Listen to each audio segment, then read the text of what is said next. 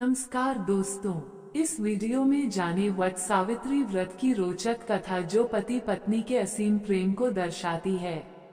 क्या आप जानते हैं कि इस व्रत का पालन करते समय विशेष पेड़ की पूजा क्यों की जाती है? इस परंपरा के पीछे की गहराई और इसके आध्यात्मिक महत्व को जानें। हमारी इस विशेष पेशकश से जुड़े रहें और आप भी वट सावित्री की इस अमिट कथा का आनंद लें। दोस्तों, वट सावित्री व्रत कथा इस प्रकार है। पौराणिक कथा के अनुसार मध्य देश में अश्वपति नाम के एक राजा थे। उन्हें कोई संतान नहीं थी। उन्होंने संतान प्राप्ति के लिए देवी सावित्री की कठोर आराधना की। देवी सावित्री ने प्रसन्न होकर उन्हें दर्शन दिए और आशीर्वाद दिया कि उनके यहाँ एक कन्या का जन्म होगा। देवी के आशीर्वाद से राजा अश्वपति के यहाँ एक कन्या ने जन्म लिया, जिसका नाम सावित्री रखा गया। सावित्री बचपन से ही बहुत रूपवान, गुणवान, बुद्धिमती और तेजस्विनी थी। जब वह विवाह योग्य हुई तो राजा अश्वपति को उनके विवाह की चिंता हुई। राजा ने सावित्री को स्वयं अपना वर चुनने की अनुमति दी।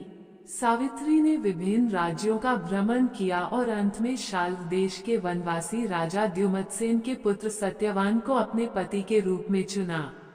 सत्यवान वन में अपने अंधे माता पिता के साथ रहते थे, क्योंकि उनका राज्य छिन गया था। जब नारद मुनि को सावित्री के इस निर्णय का पता चला तो उन्होंने राजा अश्वपति को बताया कि सत्यवान अल्पायु हैं और 1 वर्ष के भीतर ही उनकी मृत्यु हो जाएगी। ये सुनकर राजा और रानी बहुत दुखी हुए और उन्होंने सावित्री को दूसरा वर चुनने के लिए कहा। लेकिन सावित्री अपने निर्णय पर अटल रहीं। उन्होंने कहा कि कन्या एक बार ही अपना पति चुनती है, चाहे वह अल्पायु हो या दीर्घायु। उन्होंने सत्यवान से ही विवाह करने का दृढ़ निश्चय कर लिया। विवाह के बाद सावित्री अपने सास ससुर और पति के साथ वन में रहने लगी। वह अपने पतिव्रता धर्म का पूरी तरह पालन करती थी और अपने सास ससुर की सेवा में लगी रहती थी।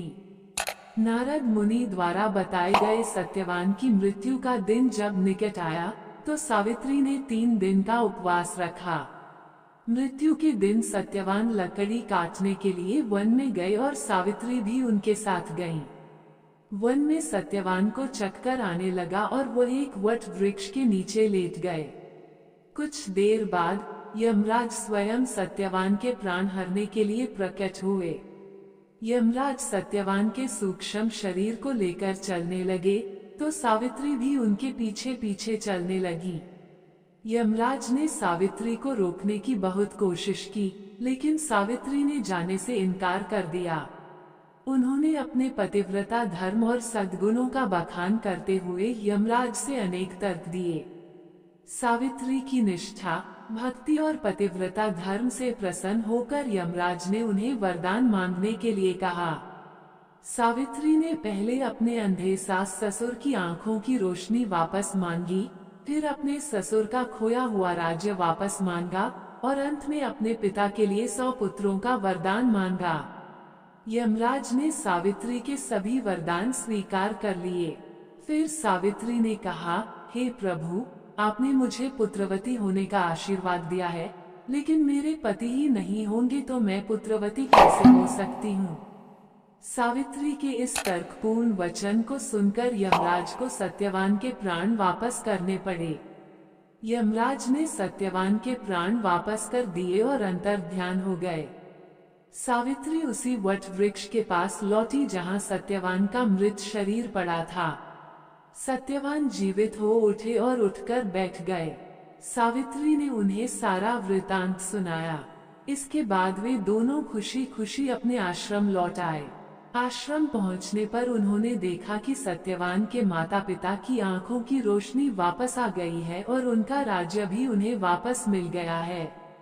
इस प्रकार सावित्री ने अपने पतिव्रता धर्म और तपस्या के बल पर अपने पति के प्राण यमराज से वापस लाए। तभी से वट सावित्री व्रत का महत्व बढ़ गया और सुहागिन महिलाएं अपने पति की लंबी आयु और सौभाग्य के लिए इस व्रत को करती हैं। वट वृक्ष की पूजा इसलिए की जाती है क्योंकि इसी वृक्ष के नीचे सावित्री ने सत्यवान के प्राणों को वापस पाया था। इस वृक्ष में ब्रह्मा, विष्णु और महेश तीनों देवताओं का वास माना जाता है। दोस्तों, वीडियो लाइक शेयर सब्सक्राइब करें।